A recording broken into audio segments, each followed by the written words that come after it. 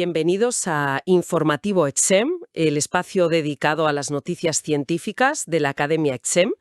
Hoy nos asomamos, la verdad, a una ventana al universo primitivo, con un descubrimiento realmente espectacular. Así es.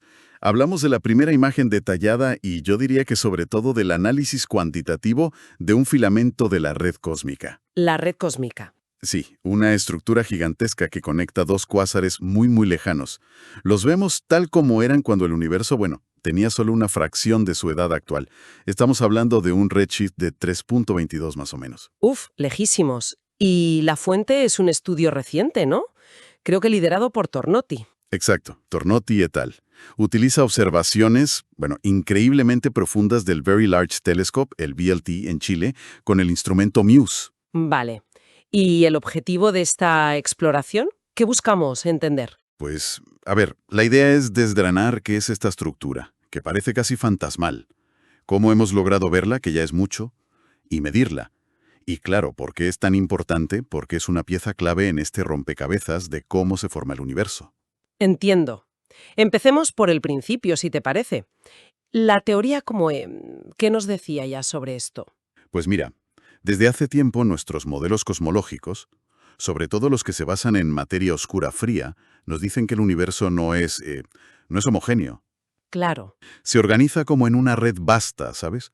Como una especie de esponja cósmica, con largos filamentos de gas y materia oscura conectando nodos, zonas más densas. Y ahí, en esos nodos y filamentos, es donde se cuece todo, ¿no? Donde se forman las galaxias. Justo. Ahí es donde se forman las galaxias y los cúmulos de galaxias. Pero claro, una cosa es predecirlo en un modelo, en un ordenador, y otra muy distinta, poder verlo.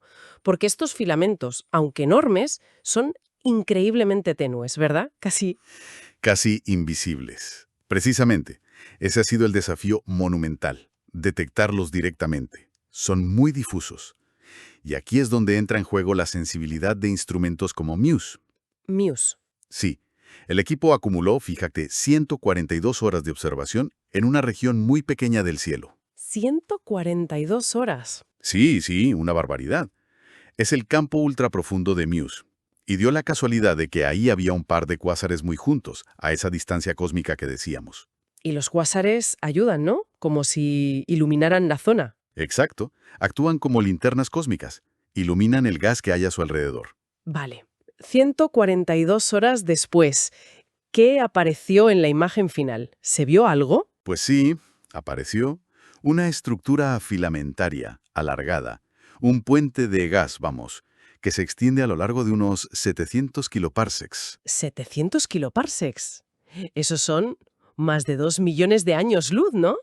Una barbaridad. Una distancia enorme, sí. Y conecta lo que serían las atmósferas de gas alrededor de los dos cuásares. Y ese gas brilla. ¿Cómo se ve? Brilla muy débilmente. Lo que detectamos es la luz que emite el hidrógeno, la famosa emisión Lyman alfa. Es como la huella dactilar luminosa del hidrógeno cuando es excitado por la radiación de los cuásares. Pero, cuando dices brilla débilmente, ¿cómo de débil es? Para hacernos una idea. Pues hablamos de un brillo superficial bajísimo, del orden de 8 por 10 a la menos 20 ergios por segundo por centímetro cuadrado por segundo de arco al cuadrado. Números muy pequeños. Muy pequeño, sí. O sea, es una señal apenas detectable, incluso con uno de los telescopios más potentes del mundo, observando durante días y días. Es extraordinario haberlo podido captar. Increíble, desde luego. ¿Y se pudo medir algo en esa luz tan tenue? ¿O solo fue una detección, digamos, cualitativa? Ahí está la clave. Y ahí es donde brillan los datos de MUSE.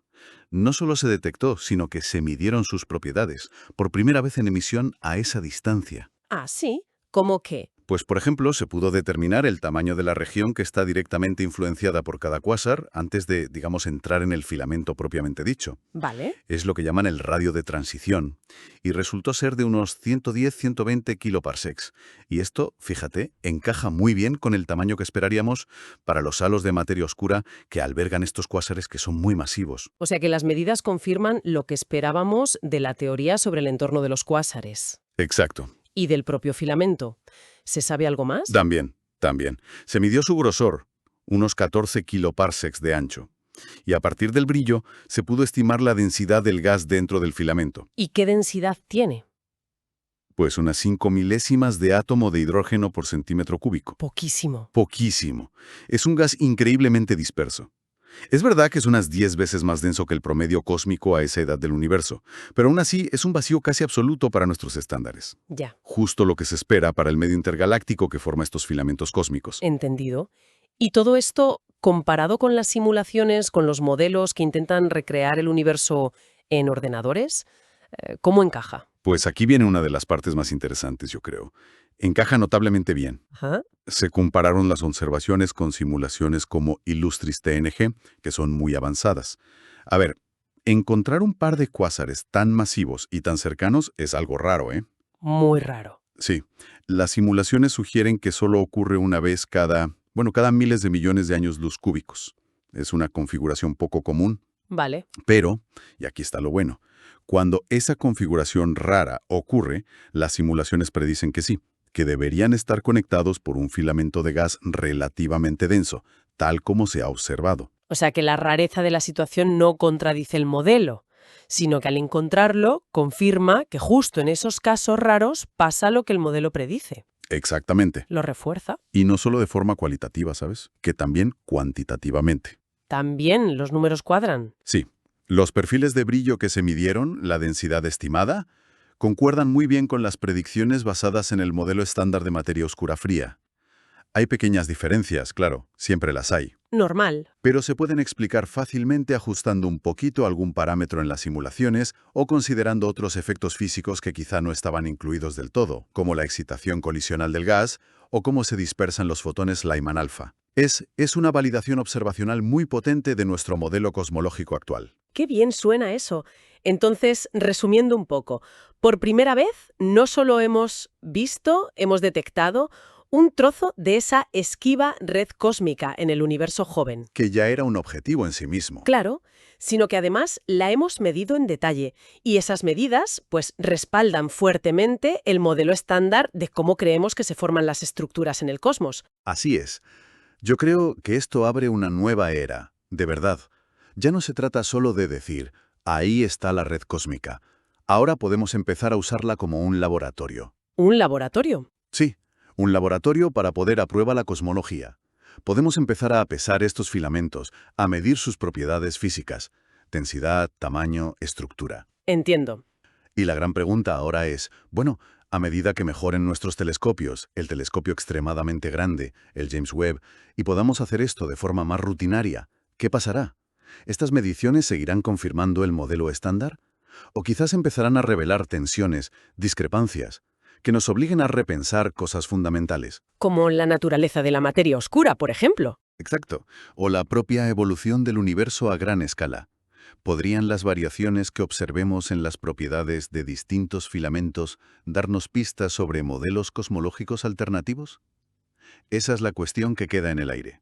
Una pregunta fascinante, desde luego, que queda abierta.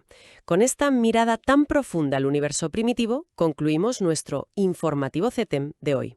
Muchas gracias. Gracias a vosotros.